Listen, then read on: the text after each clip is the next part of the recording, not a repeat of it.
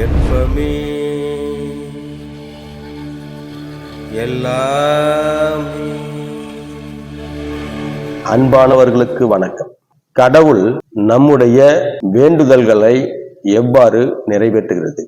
இதற்கும் நமக்கு கடவுள் எது என்று தெரிய வேண்டும், அது எப்படி இருக்கிறது என்று தெரிய வேண்டும், அது எப்படி செயல்படுகிறது என்று தெரிய வேண்டும்.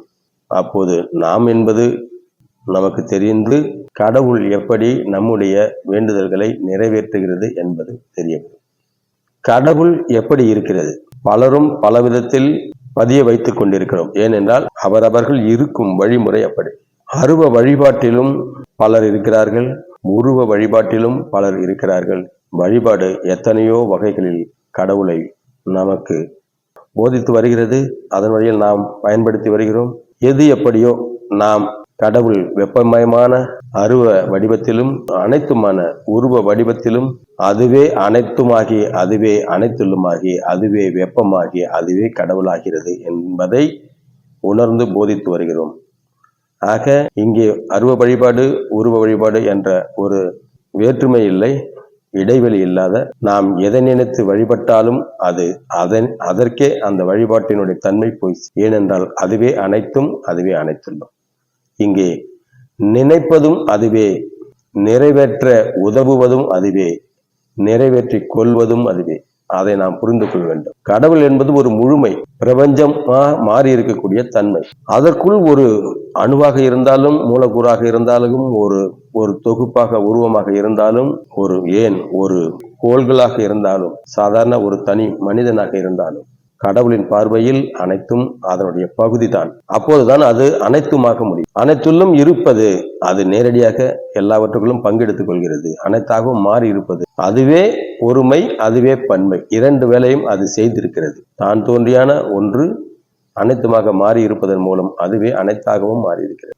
இப்போது கடவுள் நாம் நினைப்பதை எப்படி நிறைவேற்றுகிறது? கடவுள் என்பது இப்போது நாம் உணர்ந்தால், இப்ப நாம் கூறிய விளக்கங்களின் மூலம் நாம் கடவுளை எப்படி உணர்த்துகிறோம் என்றால், அதுவே முழுமை, அதுவே பகுதி. பகுதியாக இருக்கும்போது பன்மையாக மாறி இருக்கிறது, ஒரு துளியாக விடுகிறது. முழுமையாக இருக்கும்போது ஒற்றைத்துவமாக மாறிவிடுகிறது.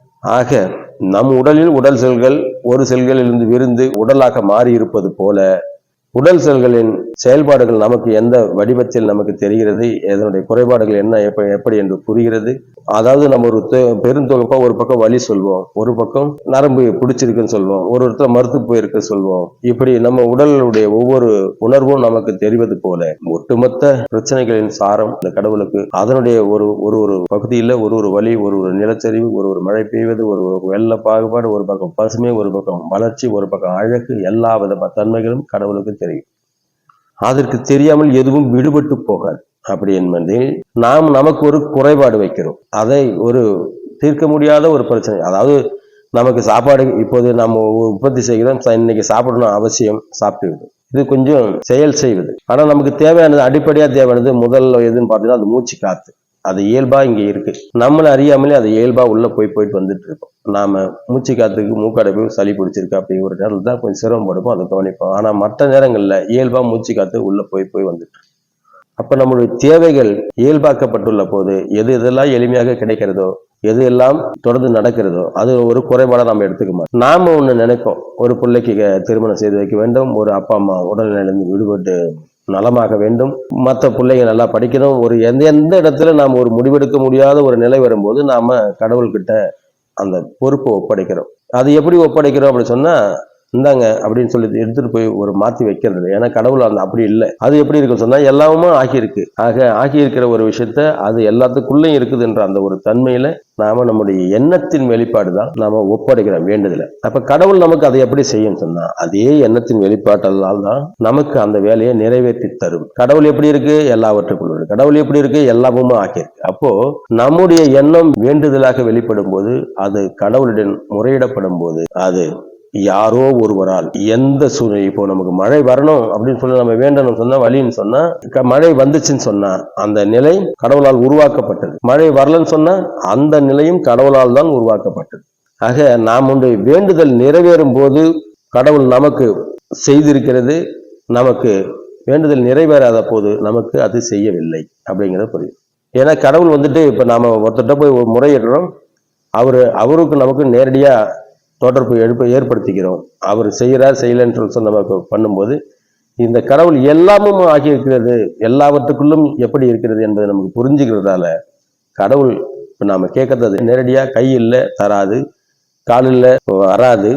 அதனால கடவுள் வேறு ஒருவரை கொடுத்து அந்த காரியத்தை நிறைவேற்றி தர வரும், முயற்சி செய்யும். ஆக இங்கு எந்த நிகழ்வுகள் நம்ம வேண்டுறோமோ அது என்ன நமக்கு விளைவுகளா மாறி நமக்கு திரும்ப கிடைக்குதோ அந்த கிடைக்கிறதுக்கு காரணம் எதுன்னு சொன்னா கடவுள் தான் சொல்லிட்டு நம்ம புரிஞ்சு. ஏன்னா அதுதான் எல்லாவற்றுக்குள்ளும் இருக்குது, அதுதான் எல்லாவற்றையும் இயங்க வைக்கிறது.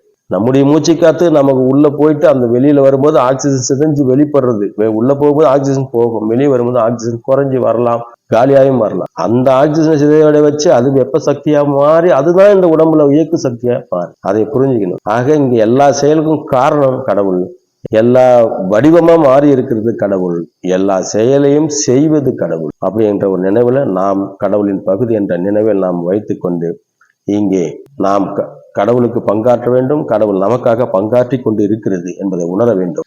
அதே சமயத்தில் நம்முடைய எந்த விதமான வேண்டுதலாக இருந்தாலும் நம்முடைய சுய மன முடிவோடு நாம் செயல்பட்டாலும் அந்த இறை என்ற ஒன்றுக்கு மதிப்பளித்து நம்முடைய வேண்டுதலை அதை ஒரு நிமிடமாவது தியானித்து அதனை நாம் உணர்நிலையாக வெளிப்படுத்தும் போது நிச்சயமாக அதற்கு ஒரு தீர்வு கடவுள் நமக்கு நிச்சயமாக சர்வ நிச்சயமாக ஏற்படுத்தி தரும்.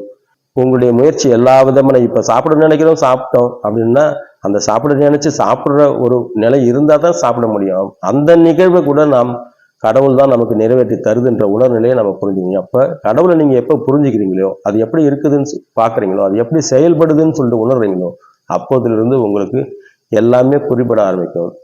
அதனால நம்மளுடைய எல்லா விதமான வேண்டுதலும் கடவுள் எண்ணத்தின் மூலமே தொடர்புபடுத்தி நாம் எண்ணத்தை வெளிப்படுத்துகிறோம், அந்த எண்ணத்தை அது வெளிப்படுத்துகிறது, பிரதிபலிக்கிறது. அதாவது ஒரு சின்ன வெளிச்சம் பெரு வெளிச்சமா மாறினா லைட், ஒரு சின்ன பொரிய பெரு வெளிச்சமா மாத்துறது ரிஃப்ளெக்டர் சொல்லுவோம், அதாவது எதிரொலிப்பு. கடவுள் நம்முடைய ஒவ்வொரு எண்ண செயல்பாட்டையும் இந்த பிரபஞ்சத்தில் எதிரொலிச்சு வெளிச்சமாக்கி பண்ணி கொடுக்கறது கடவுளுடைய பண்பு, அதனுடைய வேலை. அந்த எண்ண வெளிப்பாடு நாம் சின்னதா வேண்டுதல் வச்சாலும் அது அந்த பிரதிபலிப்பின் மூலம் இந்த பிரபஞ்சத்தில் பதிய வைத்து அதற்கேற்ற விளைவுகளை கண்டிப்பாக, ஏன்னா ஒவ்வொரு செயல்பாட்டுக்கும் ஒவ்வொரு விளைவு கண்டிப்பா நடக்கும். அது நன்மையா இருக்குது, பிடிச்சிருக்குது, பயன்பட்டது, பயன்படாதது அப்படிங்கிறதோட ஒவ்வொரு செயலுக்கும் ஒரு விளைவு இருக்கும். ஒவ்வொரு எண்ண வெளிப்பாடு செயல், எண்ணம் செயல் வடிவ மாற்றம் சொல்லிட்டு ஒரு லைன் இருக்கு. வடிவ மாற்றத்துக்கு காரணம் செயல், செயலுக்கு காரணம் எண்ணம். அந்த இப்போதைக்கு நாம வேண்டுதலை எண்ணத்தின் மூலம் வெளிப்படுத்தும் போதும் கடவுள் அதனுடைய எண்ண பிரதிபலிப்பின் மூலம் எல்லாருக்கும் வெளிச்சமாக்கி நமக்கு நம்முடைய காரியங்கள் நிறைவேற புறத்தன்மைகளை சூழ்நிலையை நமக்கேற்றபடி வழிமாற்றி நமக்கு உதவி நிற்கும். கடவுள் நீங்க நினைக்கிற மாதிரி எந்த கடவுளும் நேரா வந்து நீங்க நினைக்கிற கடவுள் வந்து செய்யாது.